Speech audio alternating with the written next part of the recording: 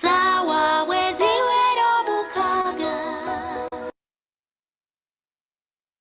Abana nga tweddirayo ewaffe Teacher yasokayo abweru Naffe ne tugoberera oh oh Sawa wezi wero mukaga Abana nga tweddirayo ewaffe Teacher yasokayo abweru Naffe ne tugoberera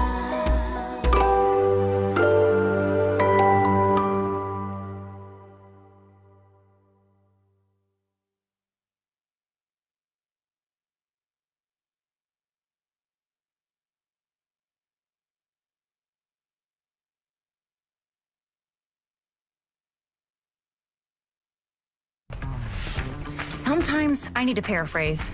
It's easy.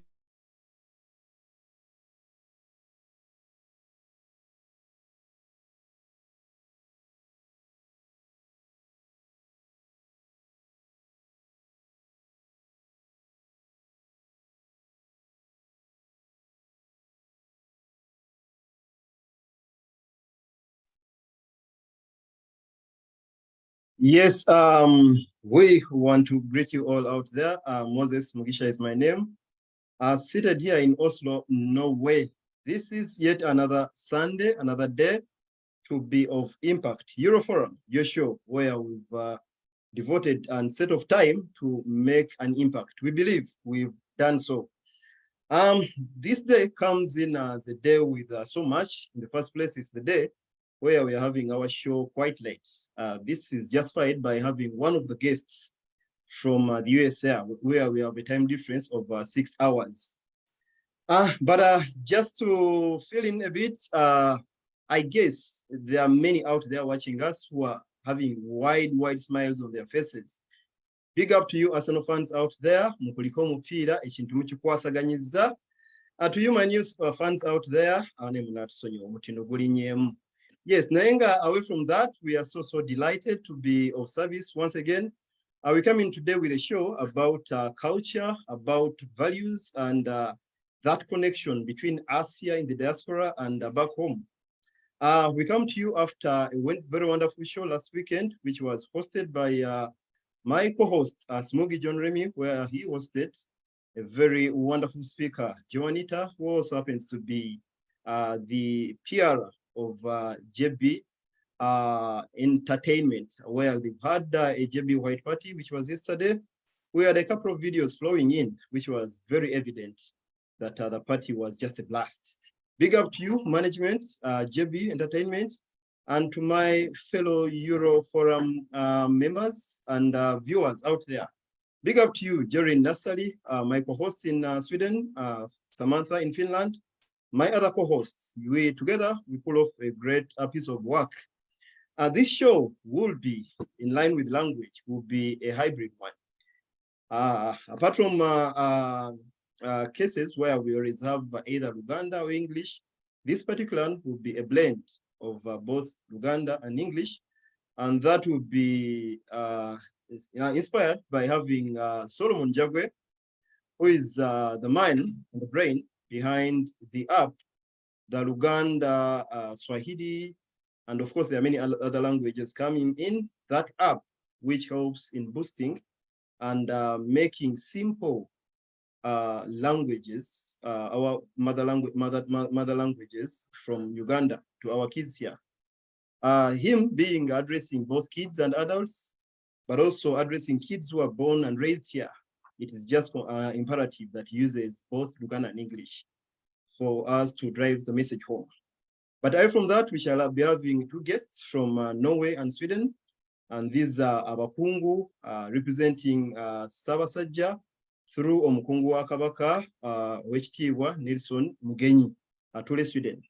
But we want to welcome you all and ask you kindly to invite a friend, particularly that person living in the diaspora, who you feel needs to know, particularly in about 2 weeks, we have an event here in Norway, and this show is basically to let you know what you should expect on that day. So invite a friend who knows a friend to also invite a friend to come and listen and get to know what is there. What are we expecting on 16th in Oslo, Norway? I want to invite, I have 3 guests behind here. I'll chip in with Solomon Jagwe, a gentleman out there whose name speaks less as compared to the work put out there. Just before we started the show, behind camera, I played one of his songs. Sawa wezuelo mukaga nga tweddirayo ewaffe. My daughter had a friend here around the same age. They all joined in. One of the guests in Sweden also had kids in the background. They also joined in. And this was just evident to him that what you're doing, your work speaks louder than your name. Solomon Jagwe, you're most welcome. Yeah, thank you so much, Moses. It's a pleasure. It's a blessing. I'm honored to be here with you and all the other panelists.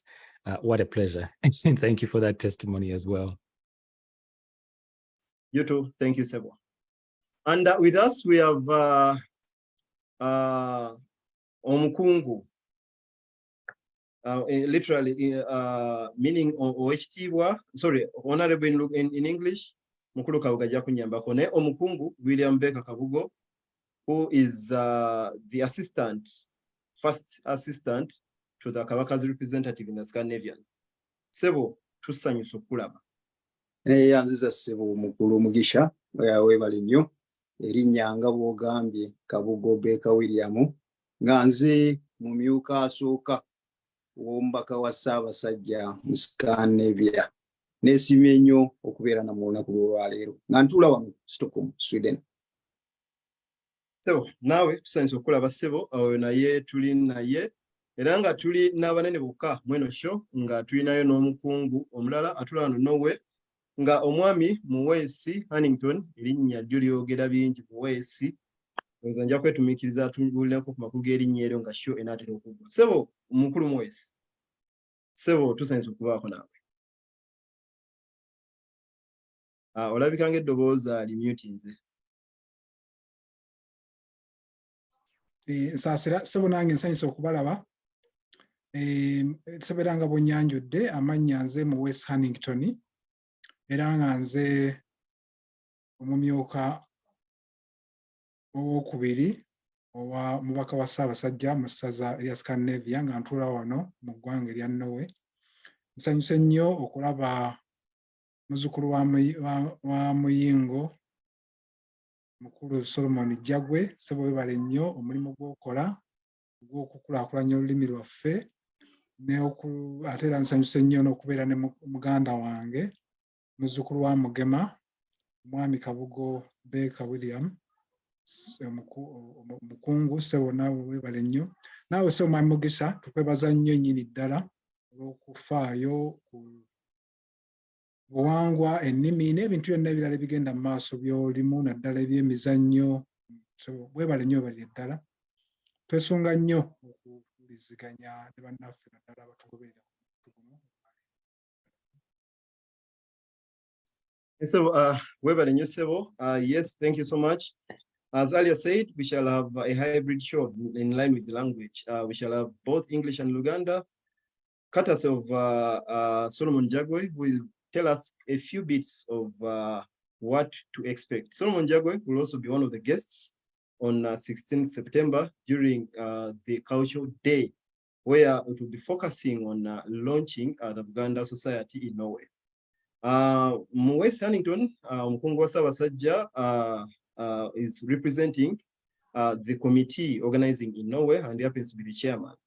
William Kabugo Omukungu, as he introduced himself, is also part of the committee, but he is more of a patron. The Sweden community is bigger in different aspects. It's one of the icons of integration towards the other communities around them. So this particular organization or society, the Buganda Society, needs brains like his to mentor us and push us ahead as we carry on. So we'll also be sharing a couple of thoughts and experiences from Sweden. Solomon Jagwe. Thanks, so. Yes, we hosted you some time back, and you shared so many amazing experiences and thoughts of experiences and knowledge about how best we can help our kids learn their mother tongues. But this particular show would love to inform a viewer out there what they should expect on the 16th in Oslo, Norway. To you watching us, we shall stream that event live. So Solomon Jagwe will be viewed with whatever we'll be sharing widely on an international scale. But now, let us let him know, let us allow him time to share with us what we should expect on that day. Sebo, the floor is yours. Yeah, thank you so much. So on that day, and first of all, I'm grateful that you invited me to share with you what we're going to be able to discuss on that day. It's an honor to be a parent that is doing, his best to like spread the word about the importance of our culture, right? So I am hoping that on that day, parents and children can join us so that we can showcase what resources are available to parents who are living in the diaspora, and for that day, those who are living in Norway and Sweden, to help you on the journey of inspiring your kids to learn about Buganda Kingdom, our languages, our culture, and the norms, so that they too can grow up, knowing where they come from. Because here in the US and I believe most places in the diaspora, when kids are growing up, they just look at your skin color and they will call you black, right?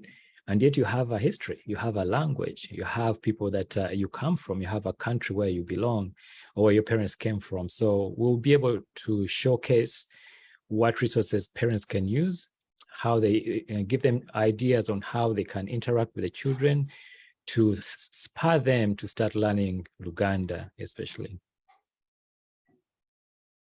Yes, sir. Thank you so much. You also, yes, you highlight that you'll be sharing ways of how someone can be helped, or our parent can help their children learn the language. Are there any sneak peeks that you can share at the moment? Yeah, I don't know if you allow me to share my screen. Yes, you're a co-host. Okay. All right, let me share my screen. There with sound. Share. All right, so I hope you can see my screen right now. Yeah. Okay, so one thing that has happened since we talked, Mogisha, we've since introduced, updated our characters, because we really want to create content that is endearing to the children, and also create characters that they can identify with. Our children here are growing up on, Netflix and Disney Plus, Nickelodeon.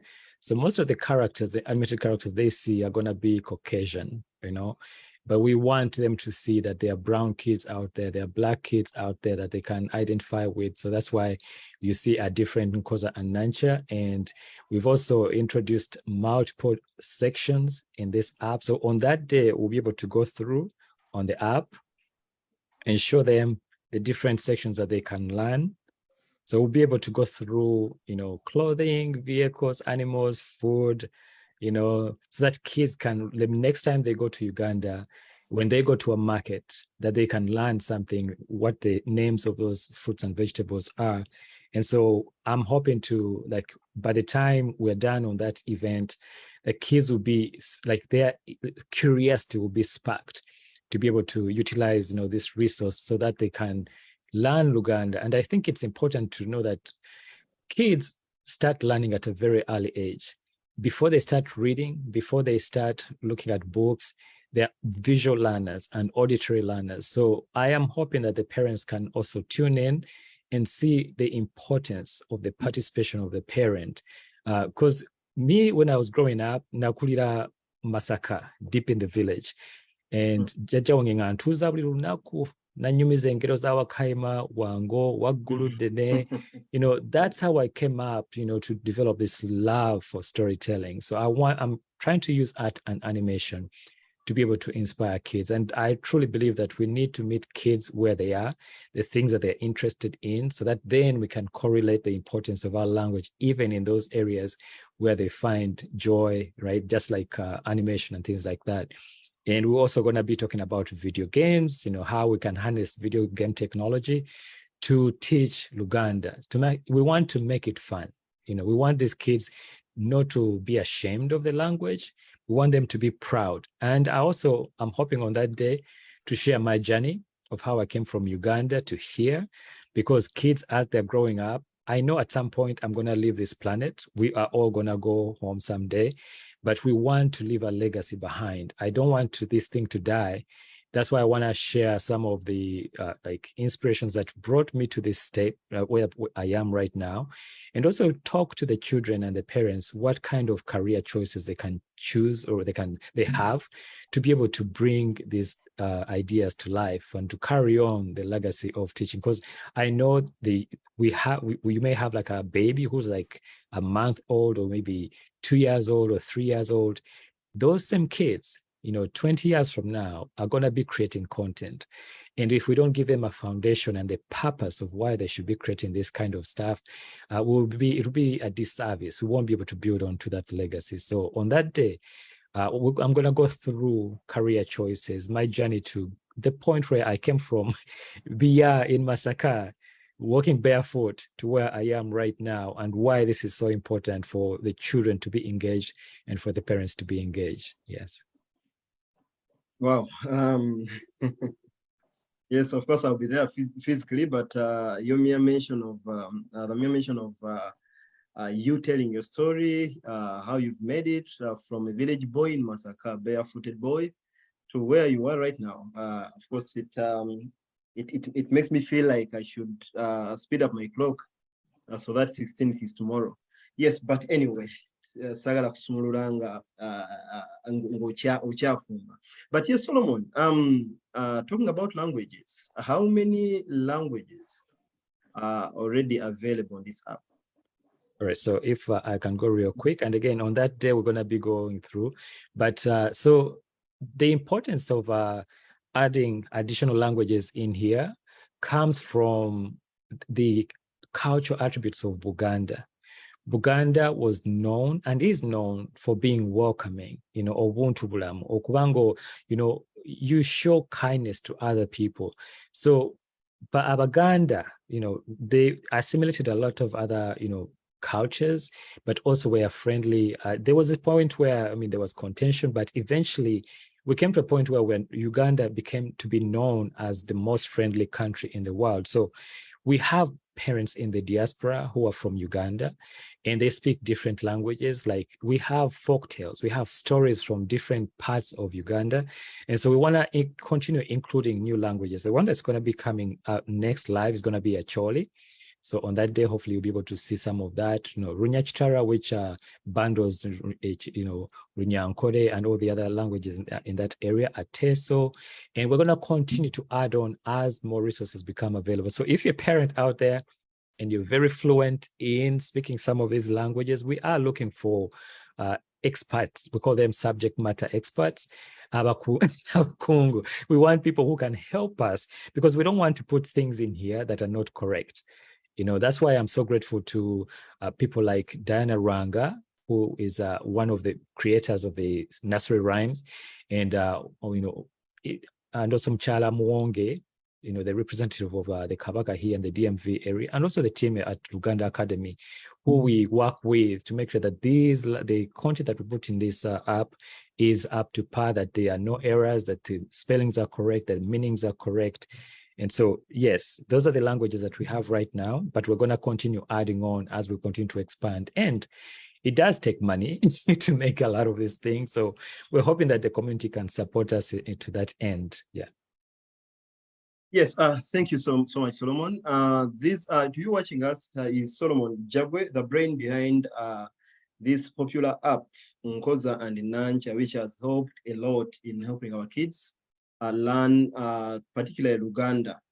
Just before we got online, we had a testing where I played one of these songs, and I had kids in the background, and Mukuru William Kabuga also had kids in the background. They just chipped in immediately, which I felt was a good feedback enough for someone to know that the work you're doing is, yes, making impacts.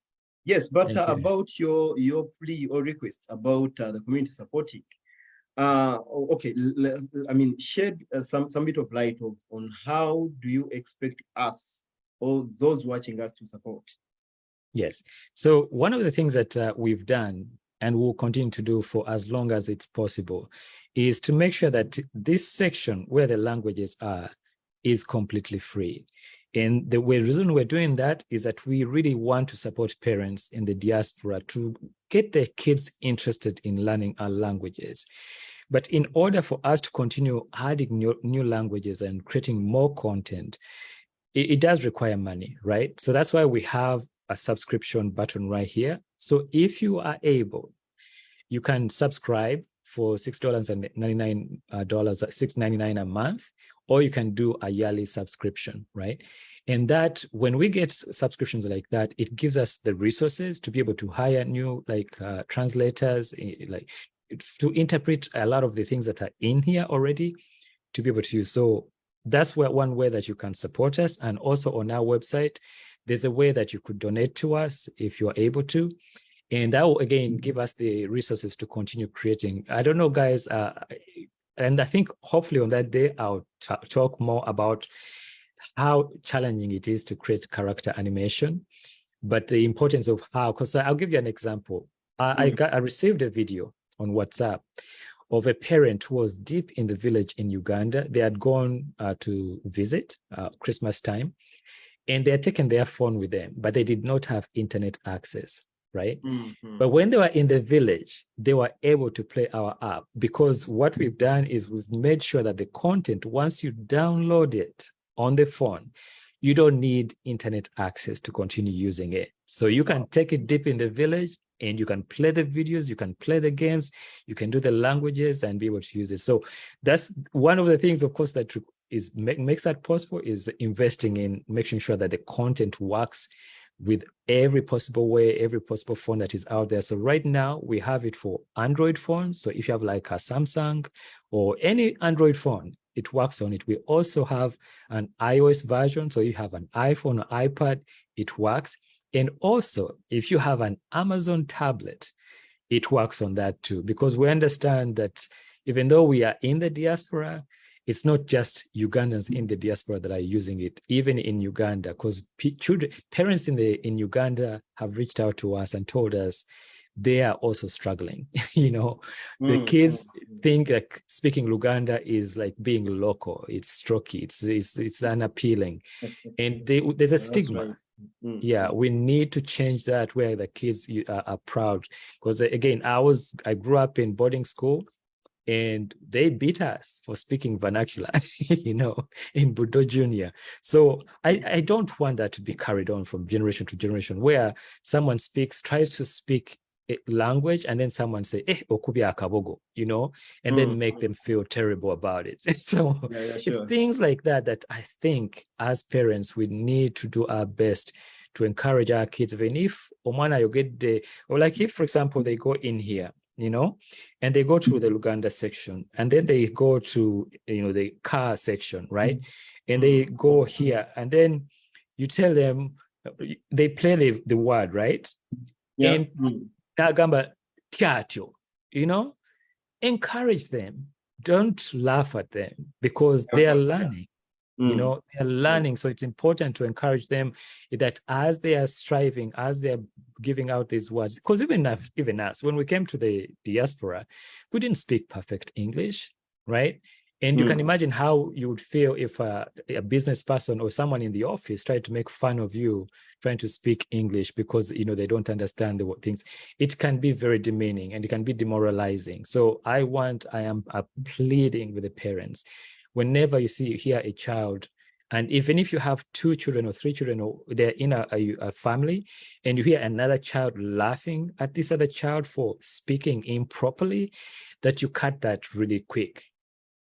encourage and say, you're doing your best. Encourage them so that they don't feel ashamed for speaking incorrectly. That's why I think in the animations that we're doing right now, the way the backstory is for Nkoza and Nancha is that Nkoza and Nancha, they are growing up in the diaspora and then they move back to Uganda. And so they are now starting to interact with other Ugandan kids, but they don't sound like Ugandan kids. So I'm trying to show that kids, it's okay. If you make a mistake, you're on a journey to get better and better. And that's why it's important to continue to encourage them. Yes, thank you so much, Solomon. That was quite detailed and well laid out in a very short time. Yes, I want to commend you, Solomon, for that amazing work. You mentioned a subscription of $6.9. To you living in the Scandinavia and using Corona, that's about 75 crowns. And you're good to go with easing that path for your child to learn Luganda, Acholi, and Swahili. Yes, Solomon, I know that was only a sneak peek into what we are yet to witness on the 16th. Yes, I won't dig deeper than that, but only to encourage a viewer out there to you're living around Norway to buy your ticket and join us here on the 16th of September. It will be a Saturday and a lot will be happening as OHT Omukungu Mwesi ne Kabugo William ebagenda okubanga batubulira. As I earlier said, this is meant to be a typical Uganda show, the fact that it's a culture show. But the fact that there was bits which are easier portrayed and explained in English, we have to take it this way. Solomon, I will get back to you. If you could stop sharing your screen. Yes, perfect, Sebo. Thank you so much for that. You watching us, Solomon lives in Virginia, the USA, and is doing amazing work there to do what people usually call for. People need answers to questions. But usually these questions, it should be shared responsibility. And I also want to pose this soft challenge to Mwami Kabugo, Mwami Mwesi, that what Solomon is doing would actually be your work as a wakungu nga isazedamba. So when he calls for subscription, I leave it to you to present it to the management that someone out there is doing what should be. I hope the message will reach home. Yes, I would love us to switch to Luganda to speak that language that is very relational, that connects with people's hearts. Omukulu Sebo Kabugo William. Yes, Sebo nesimye okubanga atokyaliyo ofisi za kadde okujja wano kuba akate ebyotubuliramu. Wano Norway tugenda kubaana mukolo gwe twayise Culture Day naye nga focus ku launchinga kibiina ky'Abaganda e Norway. Mukulu Solomon wabadde ayogera akonyeeko nti Buganda kugatta kuleeta Buganda ne tuteekamu ne tukola Buganda. Era kyenzikiriza n'abamu abategete ku mukolo oba oli awo omuntu atannagutegeerako nti mukolo sigwa Abaganda bokka wabula Obuganda Abanayuganda bonna abakkiririza mu culture ne values ezo. Naye kati mwe abe Sweden mwemwe ezimu ku communities eziri established ku mawanga tutunulireyo Bungereza, Sweden, America, Canada. Kati mwe abatuli okumbi mwe abe Sweden. Sebo nga tutambula olugendo luno gwe oli mumyuka wa owekitiibwa Nelson Mugenyi atwala essaza. Mu layini n'ebyobuwangwa n'ebyennono emirimu gyo gyawukana gitya ku community leaders abakulembera Swedish community or Ugandans in Sweden? Omunda wange kufanagana. Weebali nnyo weebali ddala ekibuuzo ekyo. Emirimu gyange gyawukanira gitya na Uganda abalala obuuzizza. Weewaawo nti emirimu gyaffe giri nnyo ku Buganda. Empisa z'Abaganda, ennono yaffe ng'Abaganda. Omuganda yeeyisa atya, omuntu Omuganda yanditambudde atya mu society. Ekyo nno ne kitufuula bwe tugenda mu mu kitavu kiri ekya Uganda nga tuli abantu abalungi embeera omuntu omulungi ng'Omuganda kuba ebintu byonna osooka kutereeza wakaawo bwe mba nga siteredde ng'Omuganda sijja kutereeranga Munnayuganda nti tusooka ne twekumaakuma ng'Abaganda ne tuyiga empisa zaffe ng'Abaganda ne tuyiga ennono yaffe ne twemanya mu buntu kuba bwe mba seemanyi Mukulu Mugisha sijja kumanya kuba nange seemanyi nange ndi matankane nga bwe boogera ennaku zino naye bwe mba neemanyi Mukulu Mugisha kijja kunyanguyira okumanya oba okumanya omuntu yenna atali Muganda nga nsoose ne neemanya so okumanya kwaffe kutandikira ku ffe ffennyini nga tetunnaba kugenda kumanya bantu balala weewaawo Ssebo. Ssebo weebale nnyo kyentegedde awo nti kikulu nnyo okusooka okunyweza gwe omuntu muggu n'otegeera nzaani olyoka otegeera ani gw'otunda eri abalala. Ssebo weebale nnyo mmwe muli be Sweden tulaba ebintu mwina ate ng'oggyeko nti ekibiina ky'Abaganda mwinamu ate n'obuwaayiro nti ate ekika by'Abaganda naye banga department ate yeetongodde mmwe awamu ffe nga kati Norway ekibiina ky'Abaganda kisituka busitusi obuli awo waliwo n'ebirala ebyenjawulo ebisituka naye mu Sweden tips ki oba buntuntu ki obwangu obwo bwemusobola okugamba ffe abaana abayimuka Ssebo gwe omukungu ffe b'opatroning eno biki ebyo okugamba gwe byolabidde emyaka biga nti nno manyi kano ne kano ne kano tebirina kubula mu kaseera kamu.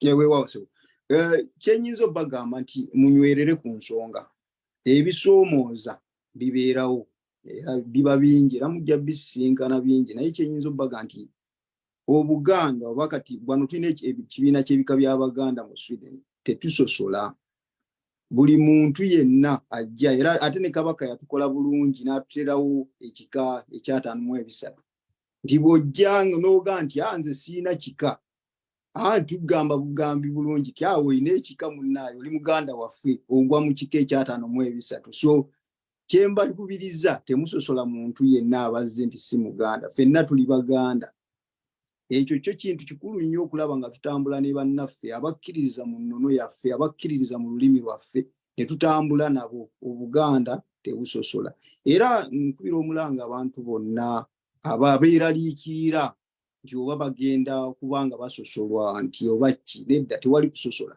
Obuganda tebusosola tujja tutambulira wamu ne bannaffe bonna era mbasaba nti munywere mubeere nga munywedde nti omuntu yenna ne bwajja n'abagamba nti mugenda tusosola mugenda tutemaatemamu si bwe kiri kino ekibiina kijjawo buli muntu yenna ayagala ebyobuwangwa buli muntu yenna ayagala Obuganda era nga akkiririza mu Buganda mbasaba mube nga mumusembeza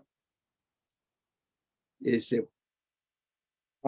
Ssebo wano yes nolza nandibadde nkibuzamu MOS naye ndoza kankisoseewo kuba kati mumbaddeyo ebbanga muyise mu biro n'ebiseera ate era mukyaliwo wano waliwoko ebimu ng'abamu ojja kulaba nga leka babitegeera bulala ti oli n'abuuza nze of course ndi Mugisha ndi kakiiko kano yamayinza okuba nakyo kibatawanya nti Mugisha oba otya ng'oli mu kino naye ndowooza si bangi abavumu ennyo bimbuuza naye bibaayo eyo n'obisange nti kakati ate mwe kino ekibiina already waliwo Ugandan community in Norway tulinayo n'ekibiina kya Uganda Cranes in Norway kati nekyabaganda ku population yaffe ntono ate mutoolako bameka mwe Sweden mwina okusomooza ne concerns bwe zityo era we kibayiye muzaŋŋanze mutya concerns bwe zityo we ziri mukama wange naye buli kintu kyonna kigenda na kunnyonnyola kuba abantu batya nnyo ekintu kye batamanyi naye omuntu bw'omunnyonnyola n'ebigendererwa byammwe ne bibannyonnyola bulungi ne babinnyonnyoka suubira nti abantu abo nabo bajja kubeegattako ate nze kati wane Sweden wendi nina mikwano gyange abatali Baganda era ngezezzaako nnyo bakubiriza nabo batandikewo ekyabwe ekibagatta nabo bamanye ennono yaabwe tulyoke twegatte bulungi nga buli omu amanyi kikyali. So abantu abo bonna abeeraliikirira nti mugenda baawula bannyonnyole ebigendererwa byaffe nti kumanya buwangwa na kiki tuli, nabo bennyini mu bo bakubirize beekolemu omulimu nga mwe mukoze, kuba kye mukoze kyamaanyi nnyo okulaba nga mukola ki, nga muyigiriza abaana bammwe nga munammwe mwennyini, kuba mulimu abantu abajja mu Bulaaya muno naye ng'ebyabwe babisudde. Buli lw'osuula ekintu kyo nga ky'oli ng'okisudde ojja kubeera mu nsi muno ng'oli matankane. Naye nabo ababeeraliikirira nabo mubagaanyi nabe bannaye nammwe mwekolemu omulimu. Twagala nammwe abakyoli mwekolemu ekibiina kyammwe, tujje nga mutuyite naffe tubeegatteko nga muyigiriza abantu bammwe obuwangwa n'ennono z'abakyoli. So mubagaanyi tetuzze kusatulula naye tuzze kugatta, kuba buli lwe twemanya ng'abantu kiba kitwanguyira okukola ki, okumanya bannaffe abalala. Esebo webale nnyo, obadde oyogera n'onzijukiza Katikkiro omwaka ogweddeyo yali wano yayisa olugero nti akatali kabbe okakola otya Sebo? Amagumba oli osuula mu gundi Sebo mulyango. Nokunyongereko kale tugendeko Norway ate tulabe ekiriyo. Omukulu Hannington Mwesi oyo nno ye ssentebe w'ekibiina kino ekikomawo, sijja gamba ekitandikawo naye ekikomawo. Sebo nga 16 Septemba obulango bungi obuyise nga boogera bingi, kujja kubaako omuyimbi Eddie Yawe nga akiri yajja okuba omugenyi omukulu, kubeeko ne programs ez'enjawulo. Sebo nkulina wano enjogera ya Luzungu egamba nti twagala okijja direct from the horse's mouth.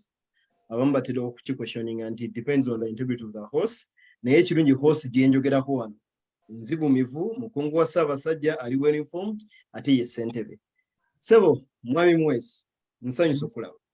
Nsanyusa okukuwuliza n'okubalaba. Mmanyi waliwo abali Norway nga bakulangaga eyo n'omwami. Sebo oli wano era mmanyi waliwo akulayeko omundi ogusooka era nga mukulu ono okuleka okuba nti akula ekibiina kya Buganda alina n'akatabo akeyawandiika era musajja muwandiisi wa bitabo, musajja ali well reflected, mukakkamu era ebigambo abironda bulungi ng'abyogera. So kyagenda okwogera wano si byambu, it's credible information. Omukulu Mwesi nga 16 Septemba mukolo gwa culture nga naye tugenda kuba nga tusoosowaza okulonkinga ekibiina ky'Abaganda. Sebo olunaku olwo kibiina ky'Abaganda naye mulamwa ki gwe kiriko? Waliwo ke ekibiina ky'Abaganda ne kivaawo, kino ekikomyewo agenda ekyuse, kyagala tereeza byagaana oba tikikize na bipya? Tutangaaze Mukama. Sebo neyanziza era Sebo njagala kwongera okwebaza ennyo olw'okufaayo ate n'okutuyita. Webale nnyo, webalire ddala. Kaakati ekibuuzo ky'ombuuza kigazi ate ojja kufuba ndabe nabanga kyesizeemu ojja kunzijukiza. Kyamazima tugenda kuzzaawo ekibiina kubanga kyaliwo ne kivaawo, waliwo obunafunafu ne kivaawo, naye ne tusalawo tuddemu bupya okukizzaawo. Omukolo gwe tugendako era njagala kutegeeza bannaffe abali wano mu ggwanga erya Norway n'abantu n'abeetoolodde Abaganda n'abatali Baganda nti tusuubira omukolo guno kugenda kubeera Omuganda kyayita makunale g'entanda okulya ekibya, era nkakasa nti ow'erimu ajja kutemya ku waabiri. Ombuuzizza ekibuuzo nti kipya tugenda kuzzaawo kyaliwo oba tutandika kipya. Byonna ndoza tubigatte wamu. Ekibiina ekyaliwo twagala okukizzaawo naye nga tukizzaamu n'amaanyi. Ekyamazima ekibiina kyaliwo nga kiri nnyo mu bantu abakulu nga tekitunuulidde nnyo abantu abapya kubanga tulinamu bannaffe ababaddewo era twagala okubeebaza abaakirimu abaatandika ekibiina ekyo mu ntandikwa.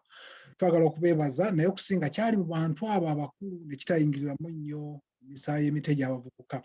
Kati we tuli tugezezzaako era tufuba okulaba nti ekibiina kye tuzzaawo kiddawo naye nga ky'abantu betugasse awamu.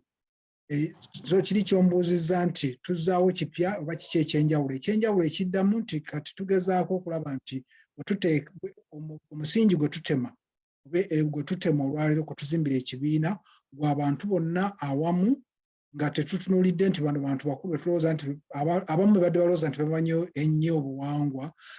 Twagala okugattamu n'abavubuka nga bakola wamu n'abantu abakulu ate n'okuleeta ebintu ebipya n'okulaga obumu naddala mu ngeri kubanga ebibiina luli emabega waaliwo endowooza nga muganda wange gy'ayogeddeko mwami Kabugo mu bibiina ebimu ng'abantu ebibiina bwe bijja oba ekibiina nga kino bwe kyaliwo nga bamu bakitunira ng'ekyabaganda bokka obanga mulimu n'abadde ne basekeeterera kati ate oluusi nga mujjamu n'oluusi n'enkola ey'ebyobufuzi abantu abamu ne batandika ne bakitunulira nga oba ekiri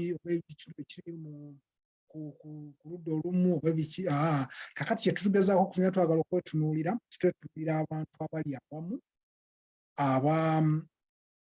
abatalina busosoze ku bantu bannaffe oba abatali tetutunuulidde kibiina kimu n'olw'ensonga eyo ekibiina kyetuzaawo kati tukizaawo mu nzizaawo nga tesosola mu bantu nti olw'okuba bano si baganda ffe abantu bonna bakkiririza mu buwangwa bakkiriza mu kabaka twagala okubatwala nga tubagasse wamu nti abo baffe okusobola okutwala ekibiina kyaffe mu maaso nga kubanga nga bwe nayongera okunnyonnyola nza nga tuli ku mukolo ogwo enkola yaffe mu Buganda oba enkola kabaka ffe gye yatuma kubanga bwe tukolera wansi wa kabaka era eddoboozi eritutwala kabaka yatutuma kukakasa nti abantu bonna abali mu Buganda era abamuwuliriza tuteekwa okuba nti tubateeka wamu nga tukola emirimu gye obanga tuzimba ebibiina bino tetuteekwa kubatunuulira kubanga oli mu kyoli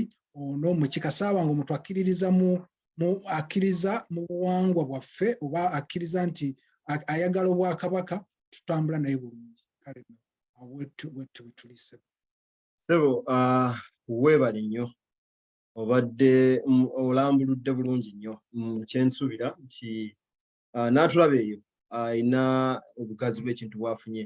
Yes, okkaatiriza nnyo ensonga y'obutasosola kyendowooza nti konsanze zibaddeyo omuntu akiwulidde anaabuulira naddako.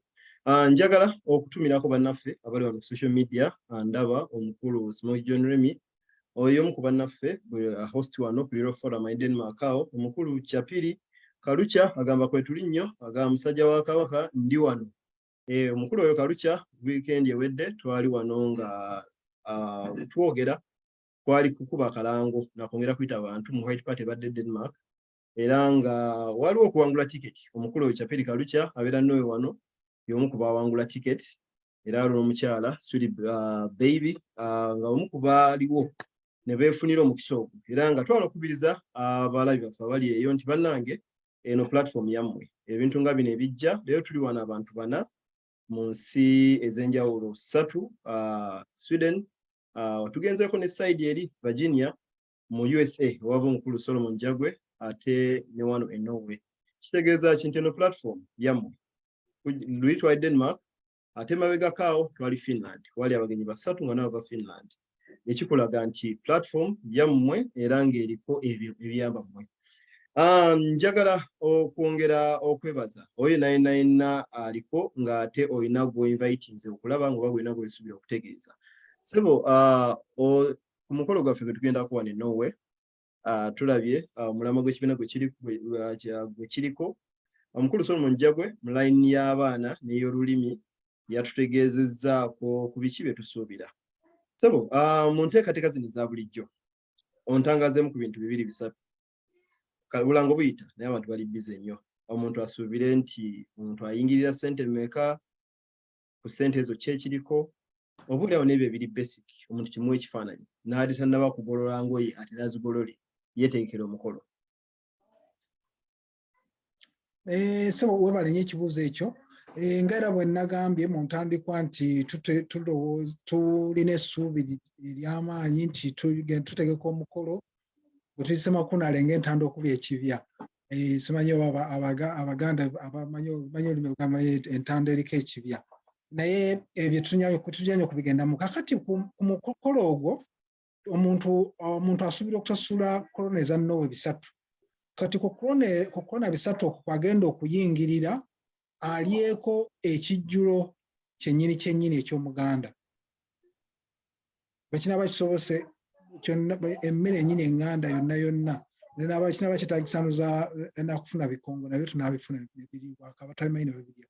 Kakati okwo kuliko omuyimbi waffe ow'erinnya omukulu Ediyawe ajja kuba ava Uganda, ajja kubeerawo. Kugenda kubeerako amazina oluvannyuma ng'omukolo guwedde, naye ate ng'ebyo byonna ng'obirese omuntu agenda tumusuubira okubaako ebintu bingi nnyo ebyokuyiga ng'ogyeko kusinkana bannaffe abagenda okujja nga bwe tugambye abagenyi ab'enjawulo.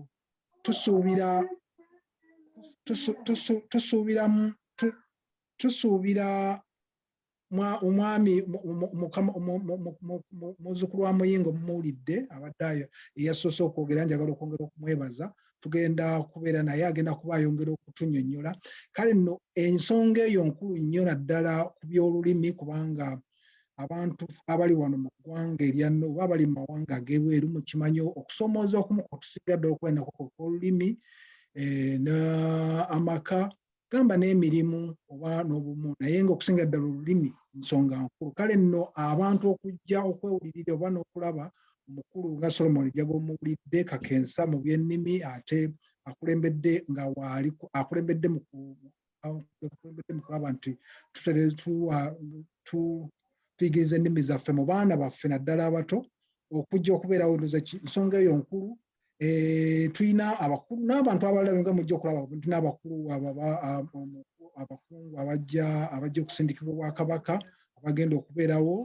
Kale nno ndowooza nti kijja kuba kirungi ng'ogyeko bino ebintu byogera, okujja okusinkana abantu abo, okubalaba, okubeera nabo n'okulaba ddala naffe okwongera okumanyagana mu ngeri ey'enjawulo. Kale simanyi Omwami Mugisha ebibuuzo kyonna ky'obuuza nkizeemu, naye byebimu bye tulowooza ebigenda okubeerawo, si bye tulowooza naye bye tuteeseteese ebigenda okubeerawo. Ssebo nzikiriza nti ekintu ekilambulidde ddala bulungi. Ndaba wano comment egamba ebuuza omukulu Small General abuuza omukolo ogutandika ssaawa mmeka? Ogwa 12. Otherwise mukulu Kabugo Kajambo Ssebo. Ssebo omukulu anabuuza ku ssaawa. Tusuubira kutandika ku ssaawa 11. Tujja kuba mu ssaawa 11 okugenda waggulu olw'ensonga nti tulina abaana. Omukolo ogenda twagala nnyo era tukubiriza nnyo ddala abantu okuleeta abaana. Tukyusa abantu bajje n'abaana baabwe basobole okubaako bye bayiga, kubanga ekimu ku bigendererwa byaffe kulaba nti tulaba nti abaana baffe ng'emiti emito babaako bye bayiga. Kale nno tusaba olw'obudde olw'okuba tulina abantu agala mukolo gutandike ng'obudde bukyali, tulowooza nti essaawa ezo abantu bavudde ku mirimu abakola olunaku ng'olukaaga babeere ntunabo. Kale nno z'essaawa ze tusuubira kutandikirako. Ssebo weebale nnyo. Omanyi ebibuuzo biba bingi olumu naye nga ansa ntono, naye ne ŋŋamba nti bino ebibuuzo empulira nga kinzitoyeeko nga nkiweereza ewabaavu. Waliwo eyadde abuuza nti ye kati guno omukolo agulabanga bw'awulira lonki, agulabanga omuntu ategeka embaga nti mugenda kukola embaga waggwa muteekewo amaka. Kati ku ky'embaga kirijja sikiriya nti bw'omala embaga ogenda teekawo maka. Kati guno omukolo tulonkinga kibiina okuva nga 17 going ahead. Kiki ekyo bwegamba ekigenda okubaawo ekyenjawulo ekitabaddeyo? Ssebo weebale nnyo, weebale ddala. Oluvannyuma lw'okutongoza ekibiina kino nga tumaze okukitongoza, tulina enteekateeka, naye enteekateeka namutayiika n'ebimu ku bigenda ogibeeramu. Tugisuubira okugirambulula n'okugitongoza n'okugibuulira abantu ku lunaku olw'16. Naye nga kyennyinza okusunako nti tulina ebimu ku bintu bye twagala ennyo bye tuteekateeka. Twagala okuba nti ekigambo eky'okuyigiriza olulimi tukiteeka mu nteekateeka eya buli mwaka, okuba nti abaana baffe olulimi mu ngeri ey'enjawulo n'okuleeta obukugu mu baana baffe tukiteekawo. Okuyigiriza ebyobuwangwa n'ennono mu ngeri nga tuyita mu misomo era egy'enjawulo tugiteekawo naye ng'ebyo bijja kwanjulwa nga bwe tugenda tutambula nti bwe tunamala okutongoza ekibiina buli mwaka tujja kubeeranga nga tulaga si buli mwaka naye buli luvannyuma lw'ebbanga eggere tugenda kubeera n'ebintu ebyetukola ebigenda mu maaso. Ssebo weebale nnyo ssebo. Yes, oyo mukulu Mwesi Hannington ye ssentebe w'ekibiina ky'Abaganda wano e Norway nga kiteekateeka okulonchingibwa nga 16 September. Kadde Katonda kabulayo ng'era ku mukolo gwe kujja kubaako n'omuyimbi Eddie Yawe. Kugwe yakatwegattako tuli n'omukulu Solomon Jagwe ng'omukulu ono ya designinga app gye mmanyi obulungi abamu temugimanyi naye nga ndowooza ke kadde okuyita mu sheeno ojja kuba oyongedde okugitegeerako then ne 16 ojja kwongera okufuna ebigazi ku app eyo. Okuddako ko katono owa mukulu Solomon Jagwe e Virginia. Sebo mukulu Solomon. Wangi Sebo. Sebo tukomyewo gy'oli. We twayogeredde luli wadde okozesa nnyo Luzungu olw'okunnyonnyola ebiri mu app. Era nga wayinza okubaawo omuntu eyagamba nti kyatuule ku lugalo lw'omukulu tabanga akola app nga musajja ayogera Luzungu lwokka naye ng'ali mutu kwogera ku nnimi zaffe nzaalirano. Sebo omukulu Solomon Jagwe mu lulimi lwaffe luno Oluganda akatono ennyo ku Solomon Jagwe engeri gy'asanze obulamu mu kudesigninga app eno ng'agiweereza abantu. Buli mu kintu kye tukola mulimu bizinensi buweereza bubaamu ebisoomooza. Waliwo ezo practical challenges z'oyinza okusharingako naffe oba oli awo n'engeri gy'oziziseemu. Webale nnyo Ssebo okunzirira. Ebintu ebimu ebisinza okuntabula engeri gye mponyeebonyeemu mu kuzimba app eno kuba nti ofuba onoonya ebintu by'osobola okuyigiriza abaana n'ogezaako okujjukira omuntu bazaddewo bye baakuyigiriza engero ze baakunyumizanga. Kati nze ng'ekisinga okunnema kyakuba nti engero ezisinga si mpandiike. So nga tulina okugenda e Uganda ne twogera n'abantu oba kati jjajja wange eyanyumitanga engero ezo yafa.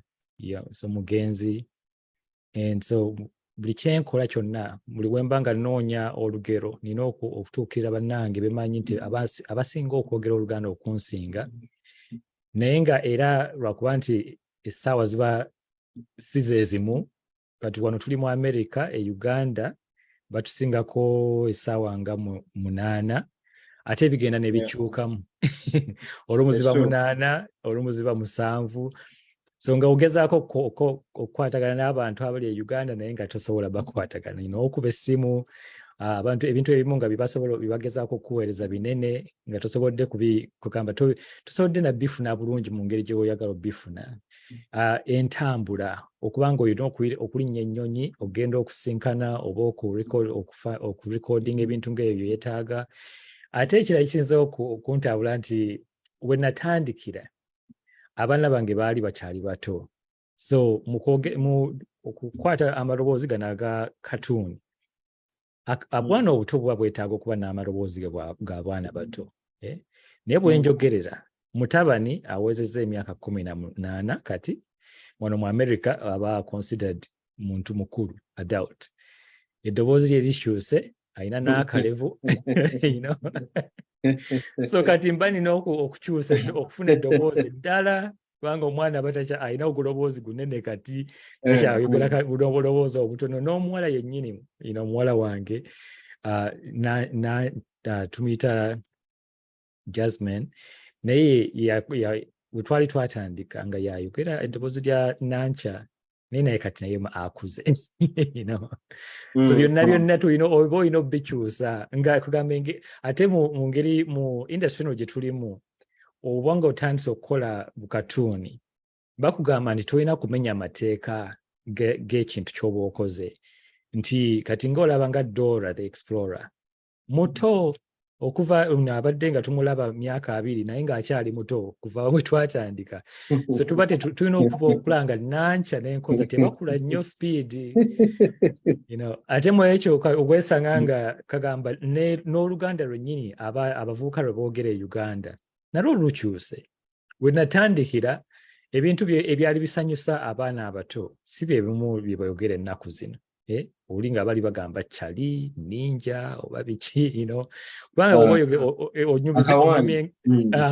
onyume engero zino oyagala okuteekamu obuntu obusanyusa so mba neetaaga nga buli kiseera okutu kwange kuli e Uganda mu bavubuka engero ennaku zino boogera biki bye bakozesa kubanga Oluganda bw'oba ogenda oluyigiriza omuntu nga tonnaba lukyusakyusaamu kusesa bantu olina okumanya gy'ova gy'ogenda n'ebiki ebigenda nga bikyuka webityo kubanga bw'obanga waliwo ebintu ebimu bogezaako nga onnyonnyola omwana omuto ng'omulaba omwana tammuka nga tebimulya.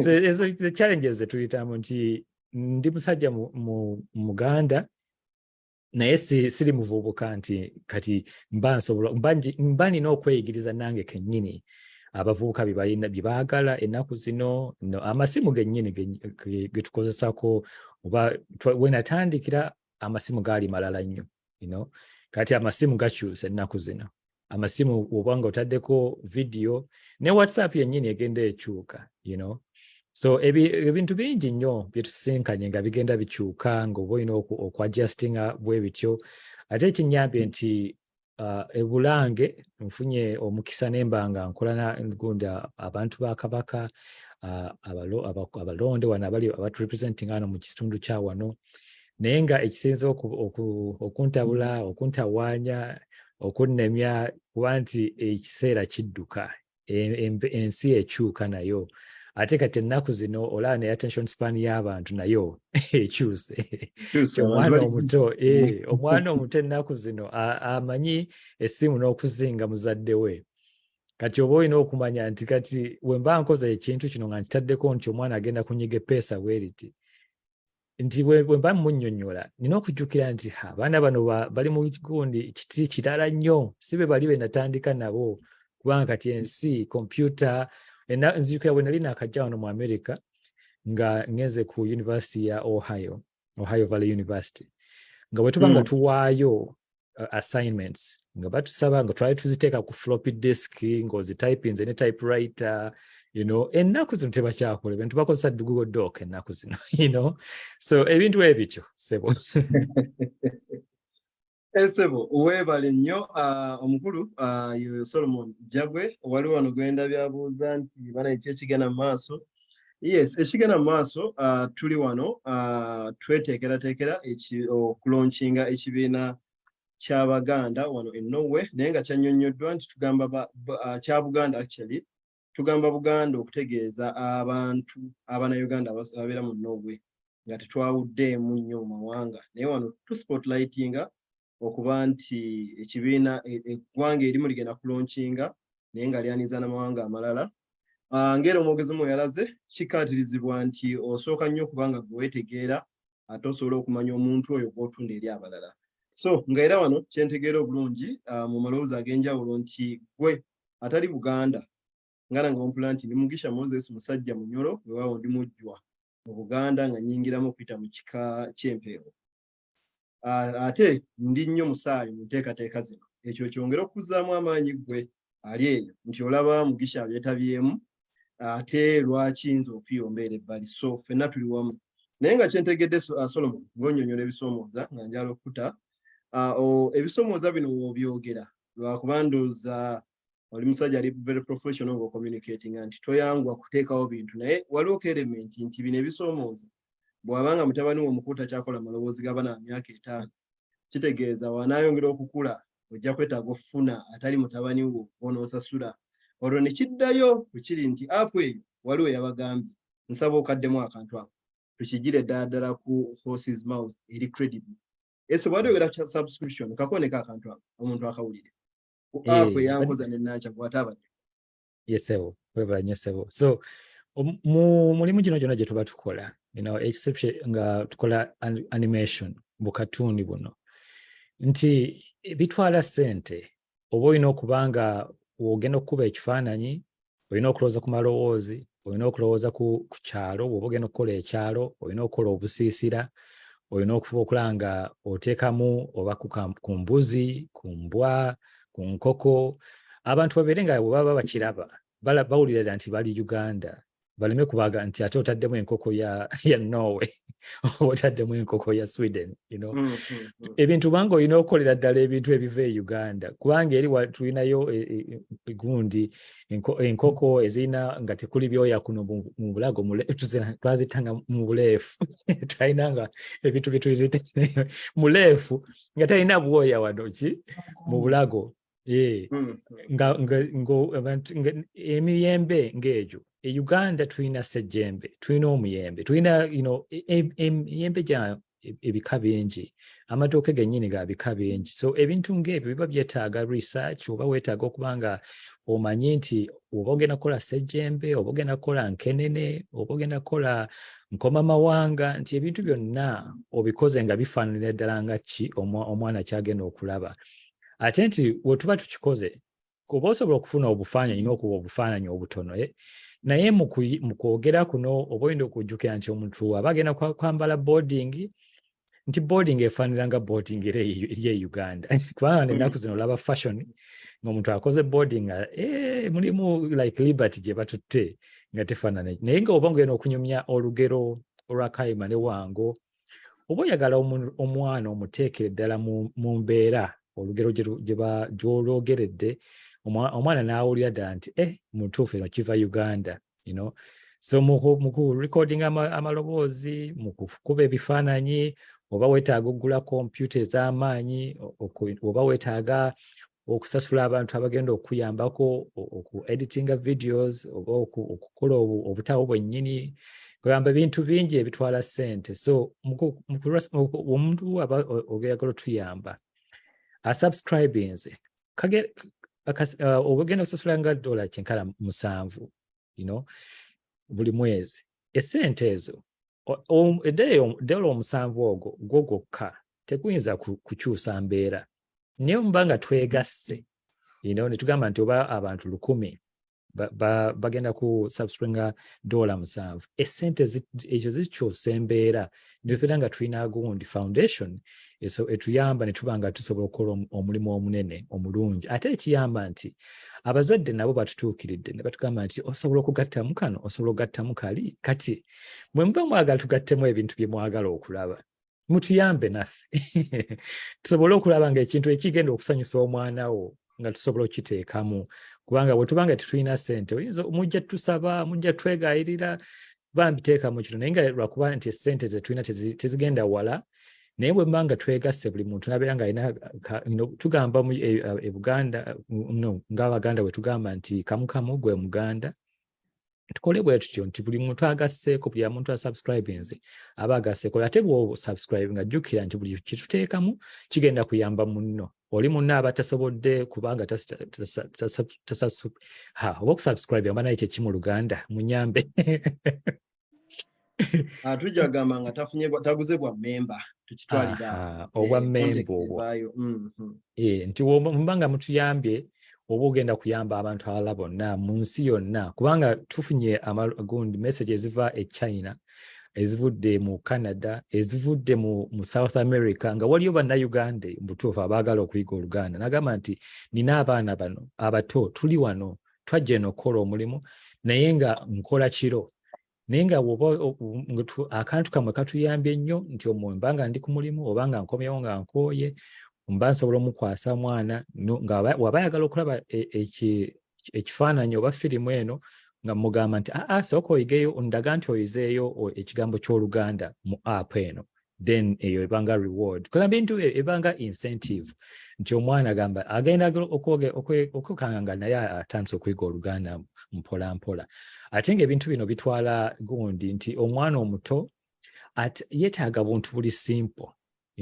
Tuwetaaga kuteeka mu bintu nnyo. Bw'aba oyagala ayige okubala, kyekyo lwaki waliwo oluyimba nti ffe tuli embate nto tetumanyi kubala tubala nga tuddamu. So akantu ako okasimplifyinga omwana kimwanguira okuba nga akayiga n'agamba nti 1 2 3 4 bw'atyo mpola. Kati bw'ayiga ennamba ezo bw'oyogera osobola omubuuza nti kati olina emyaka emeka, kubanga kati waba ayize okubala nti okuva ku 1 paka ku 10, 10 mpaka 12, awo aba asobola omubuuza n'ogamba nti 1 n'emu giba emyaka 11 bwebityo. Sebo weebale nnyo oyo Solomon Jagwe. Ebisinga ku ebyo oba nebiri mu practical tunaabiraba ng'ayongera obyanjula ku lunaku luli nga 16 waliyo ndowooza ne t-shirts eziriko amannya g'ebisolo n'ebyo kati tubisigaze wali tusigazeeko bye weesunga. Ndowoozayo n'ebirabo ebiri mu packages bwe zityo naye nga biva mu kubanga osubscribes. Ebyo tunayongera okubiraba. Akadde katutimaye naye nga twagala okwebaza gwe naaliko nga osharinga osubscribinga. Ndaba wano mukyala Sweet Baby ayina baataginga wano. Joy Nielsen agamba Mr. Solomon tweyanziza nnyo. Mukulu Smogi John Remy agamba amazima it's hard to learn a foreign language stroke culture if you are not certain about your own. Mwebale nnyo omulamwa. Abalala kwebali omukulu sa Kaoya Mubarak, yes, atukubirako kajambo atubuuzaako manyi n'abalala benyinza okuba nga sirabye gye muli. Akadde kano akasigaddeyo twazze nga omulamwa gwakubategeeza kiki tuba tusuubira ku nga 16 olunaku Culture Day nga tugenda kuba nga tulonkinga ekibiina kya Buganda n'okwongera okutema empenda n'okwanjulibwa biki ebiyinza okukolebwa abaana baffe okuyiga obungi olulimi. Twagala okuba n'ebigambo ebisembayo nga njala okusaba omukulu omukungu William Kabugo e Sweden awo. Sebo njala okusaba mu bigambo byo bisembayo onkusabe oyite abantu b'e Sweden b'okulembera n'abo mu Scandinavian oyongera obbategeeza Sebo ku bukulu w'omukolo guno obeeko n'entanda gy'osibirira abantu. Weebale nnyo Sebo, weebale ddala. Mukulu Mugisha. Mukulu Jagwe naawe nkwebaza olw'omulimu ogwo gw'okola ettendo, omulimu ettendo ogw'okuyigiriza abaana baffe olulimi Oluganda. Mukulu Mugisha ompadde omulimu ogw'okuyita abantu baffe, abantu mwenna abali e Sweden mbakoowoola bannaaye mujje mutwegatteko. Enteekateeka y'entambula weeri, buli omu asuubira okuba nti ayagala okutwegattako ku mukolo guno ogugenda okubeera e Norway nga Norway ronkinga ekibiina kyabwe eky'Abaganda. Njagala akube ku ssimu eno 072 874 8553 ajja kutuukirira omukulu we bayita Paulo Ntambi, ajja kukola enteekateeka. Tugenda kukola enteekateeka tube nga tutambulira wamu ffenna, n'oyo yenna anaaba atambudde mu ngeri ye tumusaba atukubira atutegeeze nti naye ajja kubeerayo. Tubeereyo, tubeere ne bannaffe Baganda baffe bannyinaffe, tubeere nabo nga balonkinga ekibiina kyabwe. Ekibiina kino kikulu ddala mu Norway, era suubira nti bwe tunaaba tumaliriza Norway ne Denmark tujja, ne Finland nayo tujja, n'abalala mwenna tubakubiriza bannaaye n'abatali Baganda mwenna tubakubiriza okutandika ebintu nga bino, kubanga obuwangwa bwaffe bwa nkizo nnyo mu bulamu bwaffe. Tosobola kuŋŋamba nti oli mu Norway oba mu Norway oyize obuwangwa bw'e Norway naye ng'obubwo tobumanyi. Tosobola kuŋŋamba nti oli mu Sweden ng'omanyi ne bw'olyogera Oluswidi olwenkanawa naye nga olulimi olulwo tolumanyi, oli matankane. So tukubirize nnyo abantu okuba nga bayiga obuwangwa bwabwe, nga bayiga empisa zaabwe. Kijja na kubangwira nnyo okuyiga obuwangwa obulala. Ebyo nno bye bigambo byange Mukulu Mugisha. Nkwebaza nnyo olw'enteekateeka eno ennungi ennyo okuba nti otukyazizaako ate ne tumanyisa abantu baffe nti waliyo ekintu ekifumbibwa nti Norway nayo yeegasse ku bantu abatambula mu buwangwa bwabwe. Weebale nnyo, weebalire ddala.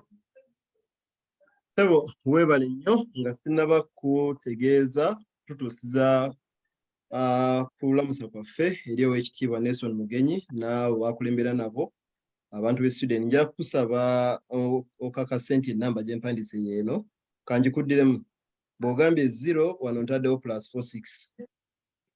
Yes. Okay. Plus 46 musanvu 2 8 7 48 55 3. Yeyo sebo. Okay. Amanya Paulo Ntambi. Paulo Ntambi.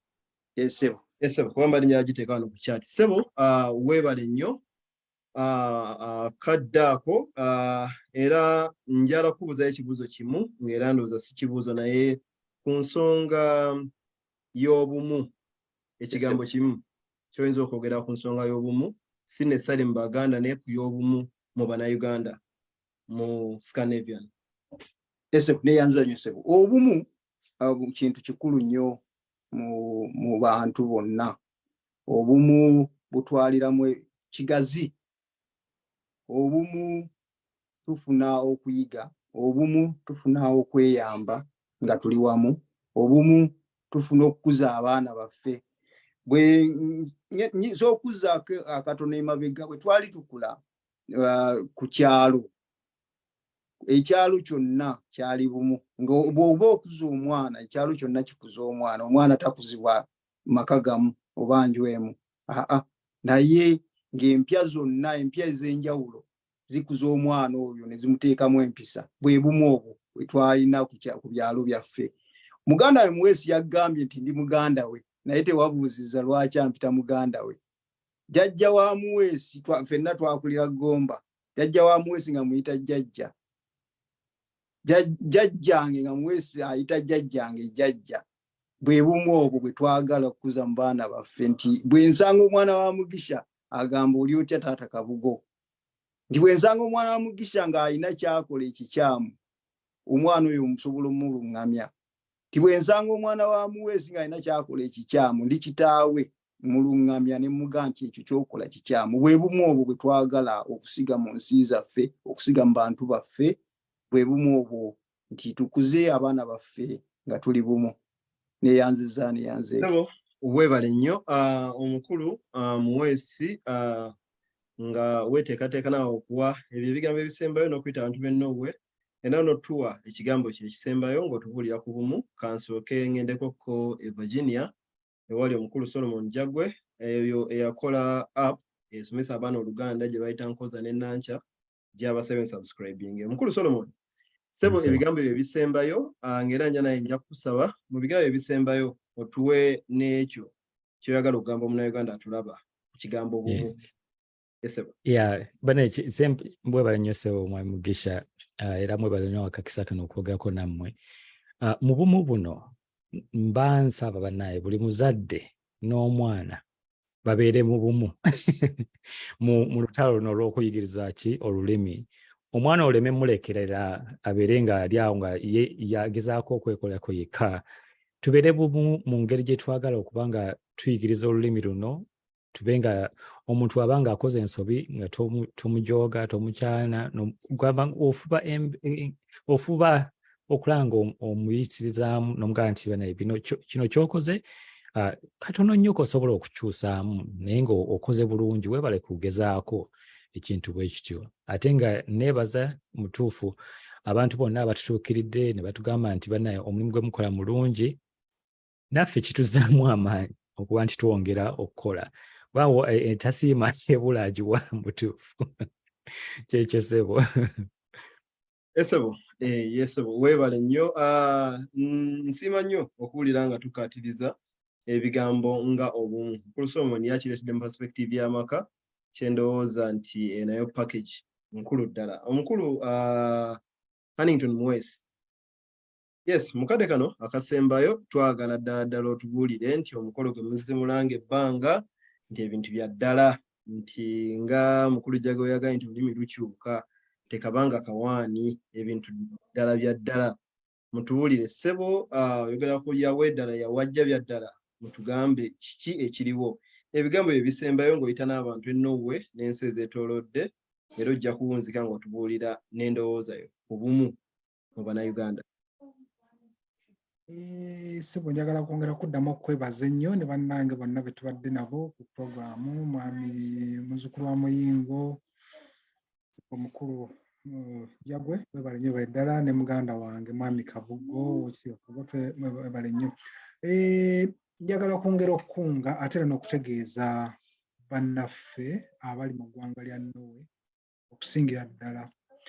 Tubasaba bannaffe mujje olunaku lwa 16 mubeerewo, omukolo weeguli tuguteeseteese bulungi era tuguteekateeka, ate mutweyungeko, mukuume obudde, mujje mubeerewo musobole okuyiga. Ekyamazima ebyokuyiga bingi era ndowooza obudde bwe bugenda otusalako bwokka, kubanga okusinza nga bwe muwulidde mwami Jago bw'ayogedde, tulina enteekateeka ey'abayimbi nga bwe bagyogedde ddala nga bakulirwa omuyimbi waffe mwami yawe mumumanyi nannyini ddoboozi. Tulina empaka omuli ez'olulimi, tulina abaana baffe betwagala okulaba, tulinamu empaka ez'okutontoma, tulinamu okukokya, tulinamu n'empaka ezikwata ku kuyigiriza ebikwata ku buwangwa ku Bwakabaka n'obuwangwa bwa Buganda. Kale nno mu mbeera eyo ebintu ebyo byonna byonna tubeetaaga mubeerewo, mujje mukuume obudde, kubanga ebintu byonna nga tubiteekateeka bwe biri, si bya kiwaani si byaki, mwane tubasaba mukuume obudde, mujje mubeerewo, ate mujje mu bungi, muleete abaana, buli muntu gy'ali leeta abaana, tulekaayo omwana bw'obujjafu okulaba nti ojja naye ajja asobole okuyiga, kye tukibasaba. Ekigambo ky'ombuuziza mwami Mugisha, kimu ku bisembayo kye badde ku ky'obumu. Nze ekyobumu njagala kukyogerako bwe nti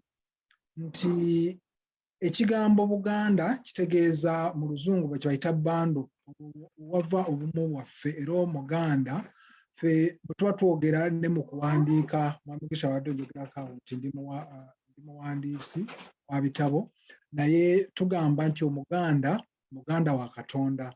Ekyo bwe tulifuna obudde ndikirambulula ne nkibannyonnyola, naye okubeera Muganda wa Katonda kye kimu ku kitulaga obumu Abaganda nga bannange bakyogeddeko, obumu obutufuula ntugamba nti Omuganda Muganda wa Katonda, awo tubujja. Naye njagala n'awalala okwongera okunnyonnyola ekigambo ky'obumu kye tubadde twogerako, nti obumu eddoboozi ya Ssaabasajja olwaleero ffe lye tutwala mu maaso, kubanga bw'alagira kyayogera kibeera kiragiro.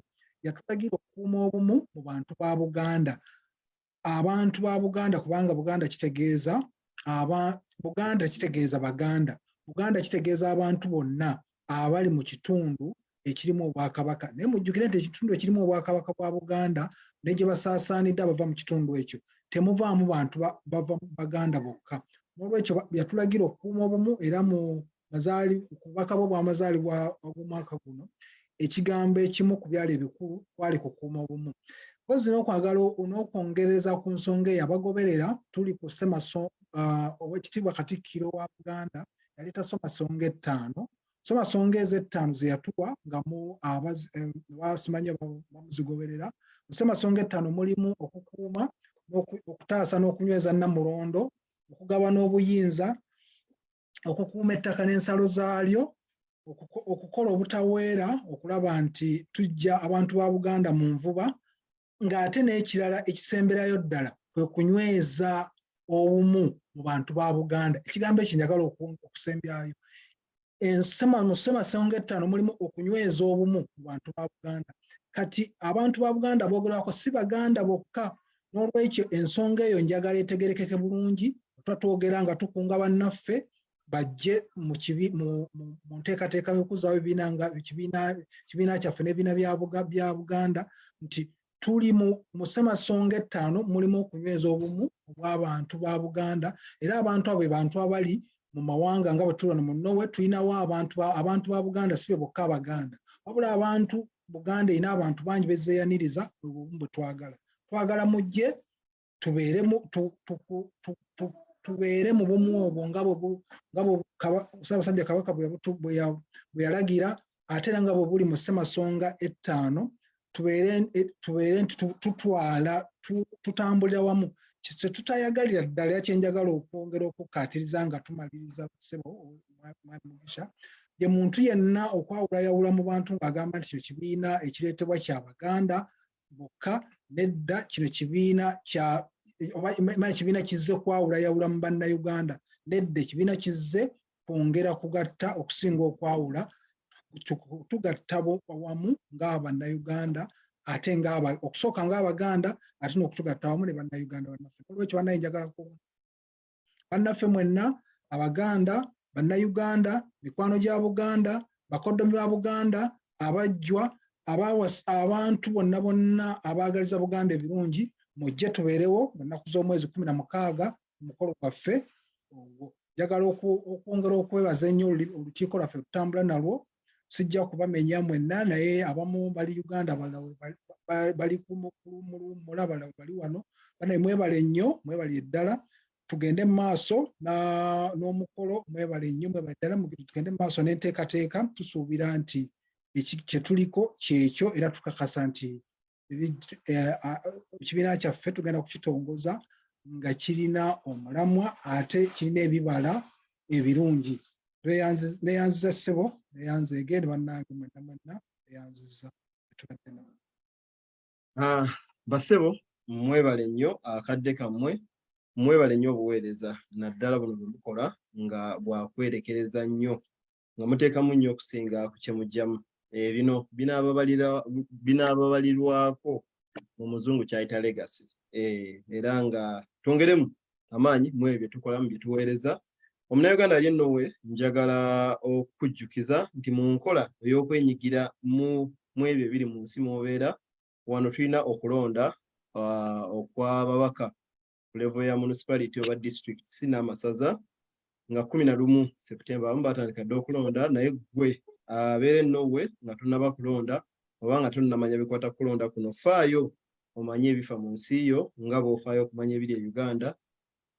Nakyo kikulu nnyo okumanyira ddala ebifiira ddala w'oli oba oli awo naye kikkolera okutandika okubeera ekitundu ku bukulembeze mu nsi yo otandika okuba nga naawe oli omu kwabo abasalawo omugwira omwana n'afuna ssente meka mu kindergarten omwana abakyala banaafunanga ssente meka oleme kubeera eno ku sayidi ebanja ng'ate mu nsi mugamba ensi ya demokrasiya naye ng'ate oli eno bbali eno birabira ku intaneti. Kirowoozeeko ogende olonde n'oba tolonze kale ofuna information olironda omwaka ogujja. Naye nga twagala okubasiibula tubadde n'omukulu Solomon Jagwe ali Virginia awo ye yakola app eyankoza ne Nancha nze wano muwala waffe eyo ebimu ku bitusanyusa nti tulaba nti ebintu ebimu bye twenyumirizaamu okuleka okuwa omwana emmere omubikka ne yeebaka n'omuzanyisa tugenzeko extra mile okuba nti nno ayiga Obuganda. Ekyo nateranga nnyo okuba omu kwabo abeebuuza lwaki abantu bayigiriza baana baabwe ennimi naye nakizuula era ekimu ku buvunaanyizibwa bwenkakasa obuzibu ennyo kwe kuyigiriza omwana omugwira olulimi lw'eka. Ekyo kati nkyogeza experience nti olina okugenda extra mile. Tekimala bumazi kuba nti mulwogera waka tekimala bumazi era ndowooza njala bakubiriza nti mubeerewo nga 16 kuba naawe ataabeeyo physical ku online tujja kubaako buli Solomon Jagwe bwayogeza experience. Kyatabagambye kyeyayogerako ko mu show ewedde mutabani we gwagamba abwemba seerabidde nti mwana Muganda naye ndowooza alimu nnyo olwa Amerika. Kitegeeza okuba nti asobodde omuyigiriza Oluganda walina okuba adde omulimu omunene ogwo. Nze naawe oba oli awo gukyatulemye gwagenda okwogeza experience ng'atakuza ne app ye. Beerawo nti mu bimu ku Bulaaya bye tugenda okukolera abaana baffe kwe kubayigiriza ebintu ebyo ebitali bya bulijjo. Olulimi e Uganda Oluganda lwa bulijjo naye ku Bulaaya si lwa bulijjo. Speaking from experience olina okugenda extra mile. Era sikyali okusooka nali surprise bwe ntambulanga ne muwala wange omwana amanyi Oluganda naye gye ŋŋenze nkibeeramu ntegedde nti olina omulimu munene nnyo olina okuva ku bya bulijjo nti ali katuuni alaba wa. So kati ebyo njala okukusomooza n'okusaba nti beerawo owulire ye Solomon akikoza atya. Nnyinza okubaako kye muyigako nnyinza okubaako kye nkoppa kuba wano ku Bulaaya si bingi nnyo bye tugenda okukolera abaana. Bakubiri ebyeka nti ku graduation nti mwana gwe wantanya okubeera school fees nze natunda buli kamwaka ku Bulaaya nga kiki wano. I mean government esasula school fees.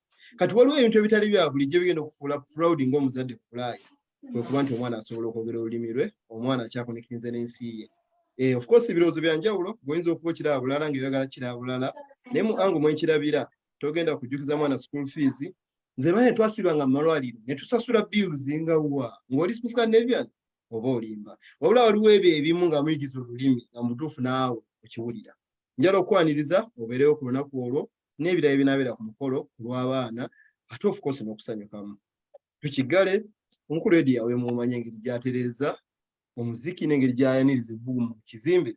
Naye nga tubadde n'omukulu Hannington Mwesi ng'oyo abeera Stavanga wano mu Norway, era nga mbadde beebuuza nti ye akulembera ekibiina ky'Abaganda yani tebasikamu nga bano batukuza ekintu ekitaliiyo. Omukulu wuuno wano akyogedde era mumulabyeko era mujja kwongera omulaba physically. Omukulu William Kabugo oyo mukungu wa Ssaabasajja ng'era yamyuka Oweekitiibwa Nelson Lugenyi oyo nga yakiikirira Ssaabasajja mu ssaza lya Scandinavia. Ye munnamawulire mu paati emu naye ate nga mukungu, emirimu akola mingi. Abo bonna tugenda kuba nabo era nammwe abali student bane tubaaniriza mujje mwe muli ba mother duck budaks bwe muzadde nno bwe mujje mubeerewo nga buyiga okutambula. Abingi ebyokwogera naye nga nsigadde ndi Moses Mugisha. Tuli wano e Norway, njagala kutumirako bannange ku Euro Forum bwe tugimanaginga omukulu Smogi John Remy, Denmark awo, Jorin Nassari Sweden ne Samantha Elf e Finland. Weekend ejja tosubwa Smogi John Remy ng'agenda kujja ng'ayogera ku bintu ebiri mu entertainment, okukyamula obulamu ate ne website. Muzze mulaba emiramu egy'enjawulo gye tulina ku Euro Forum nga tupuleginga wano nga tubajjukiza nti Euro Forum ojja kusangako buli kye weetaaga. Jjukira nti twagomba nnyo okuba nti musharinga bino byonna bye mulabako. Naye ate twagala nnyo okukolako ekyenjawulo. Tetukukubiriza nti sharinga busharinzi. Share. Laba osharinge. Kwega kibenga it is intentional to share, but just not okutusanyusa. Banange, mwebale nnyo, mwebalire ddala. We sign out for now. Gibson omuhumuza e Uganda, webale na emirimu gy'okola. Tubasiibula, mwebale nnyo, mwebalire ddala.